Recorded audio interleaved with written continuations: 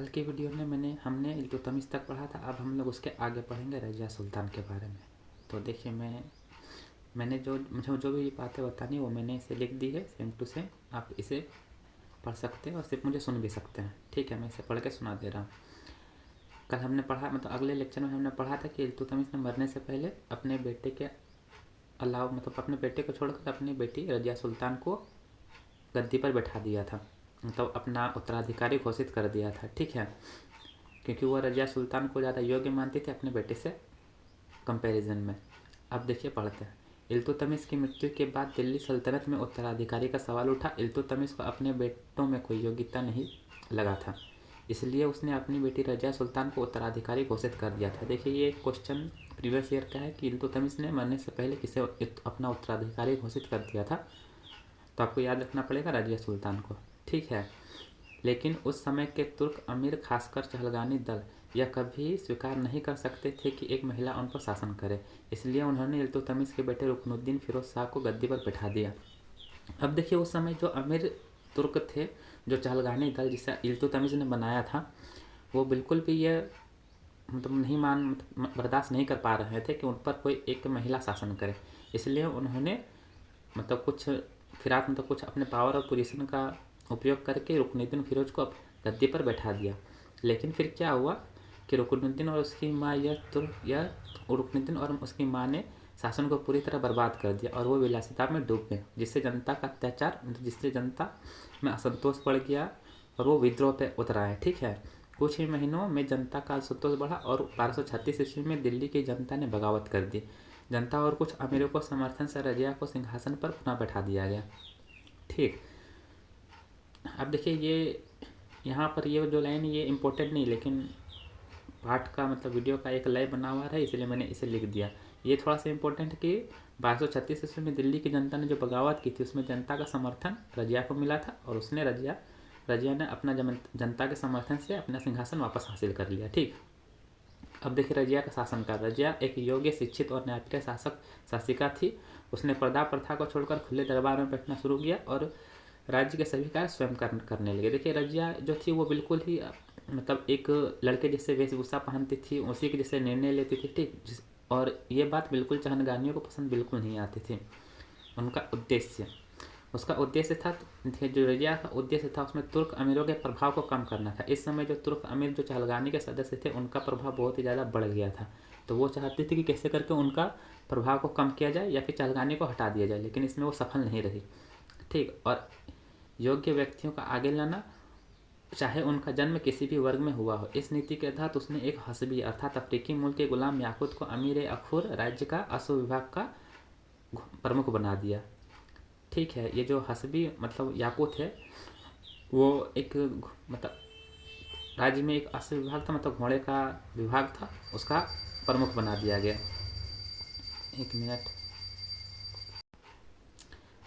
Sorry, थोड़ी सी आरती हो रही थी घर में, इसलिए वीडियो पॉज करना पड़ा।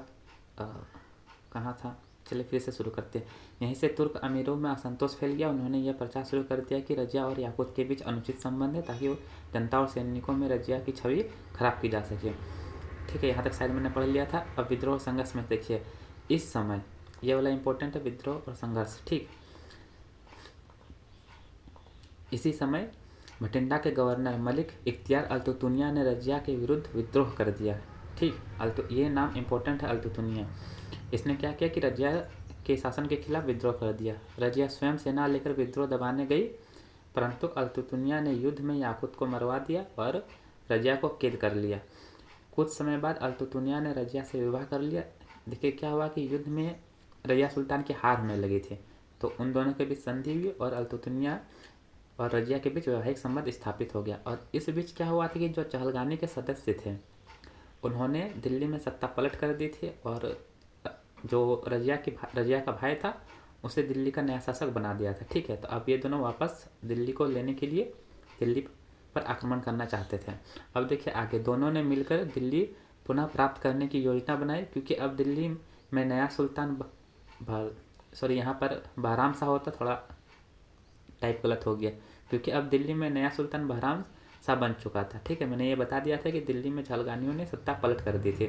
वो रज़िया को पहले से ही पसंद नहीं करते थे अब देखिए, रजिया और अल्तुतमिया ने दिल्ली की ओर आगे बढ़ने का प्रयास किया, पर रास्ते में ही डकैतों ने आक्रमण कर दिया।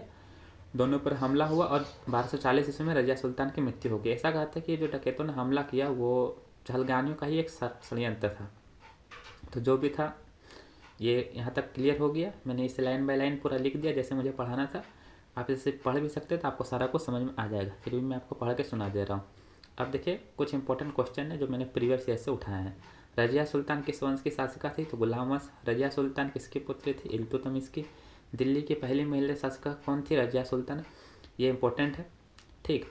रजिया सुल्तान का शासनकाल कब से कब तक था? 1236 से 1240 ईस्वी तक। रजिया सुल्तान के बाद दिल्ली का शासक कौन बना? तो बहराम शाह। वहाँ मैंने बहलोल गलती से लिख दिया था, यहाँ बहराम शाह होगा, ठीक है, उसको आप सुधार लीजिएगा। रजिया सुल्तान का प्रेमी और सलाहकार कौन था? याकूत। वो एक घोड़े का विभाग का प्रमुख था, ठीक।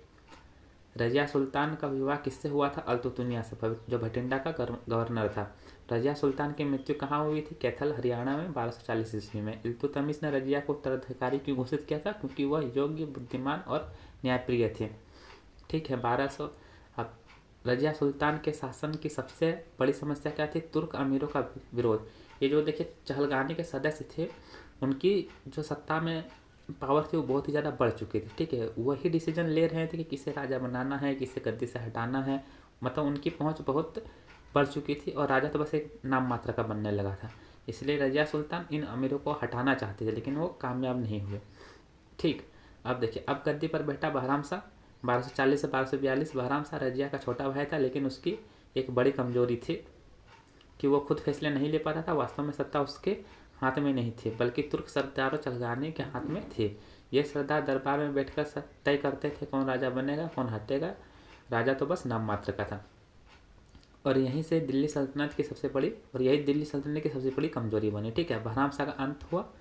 जल्द ही तुर्की सरदारों ने उनसे भी नाता तोड़ दिया। बहराम शाह को पकड़ लिया गया और 1242 ईस्वी में उसकी हत्या कर दी गई। अब देखिए क्या हुआ, अब बना था मसऊद शाह 1242 से 1246 तक। ये भी इल्तुतमिश का एक छोटा बेटा है, मतलब इसको याद रखना इंपॉर्टेंट नहीं है, ठीक है, लेकिन फिर भी पढ़ा दे रहा हूँ। इल्तुतमिश का एक छोटा बेटा था, लेकिन वही कहानी दोहराएगी, न ताकत न अनुभव, कुछ भी नहीं था। और तुर्क सरदार ने इसे भी हटा, तुर्क सरदार इसे भी पसंद नहीं करने लगे और इसे भी हटा दिया गया, ठीक है। उसके बाद फिर तुर्क सरदारों ने ही बनाया था नसरुद्दीन महमूद को, ठीक है, जो 1246 से 1266 ईस्वी तक बना। यह था इल्तुतमिश का सबसे छोटा बेटा। देखिए, ये जो नसरुद्दीन महमूद है ये इंपॉर्टेंट है, क्योंकि इसी के शासन में इसका एक सलाहकार मंत्री हुआ करता था जो बलबन था। हमें बलबन के बारे में पढ़ना, वो बहुत ही इंपॉर्टेंट है, ठीक है। तो अब देखिए, ये शांत स्वभाव का था, धार्मिक और विनम्र था, पर असली सत्ता उसके हाथ में नहीं थी। उसके सारे निर्णय कोई और लेता था, और वो था उसका मंत्री गयासुद्दीन बलबन। ये जो बलबन था वो चहलगानियों में से ही एक था, ठीक। तो हमें अगली क्लास में इसके बारे में ही पढ़ना है, तो आप इस बलबन को याद रखें और इस नसरुद्दीन महमूद को याद रखें, ठीक है। ये क्वेश्चन प्रीवियस ईयर में पूछा गया है। अब हम लोग आगे क्लास में पढ़ेंगे बलबन के बारे में कि बलबन ने कैसे चहलगानियों का अंत कर दिया, ठीक है। तो आज के लिए इतना ही।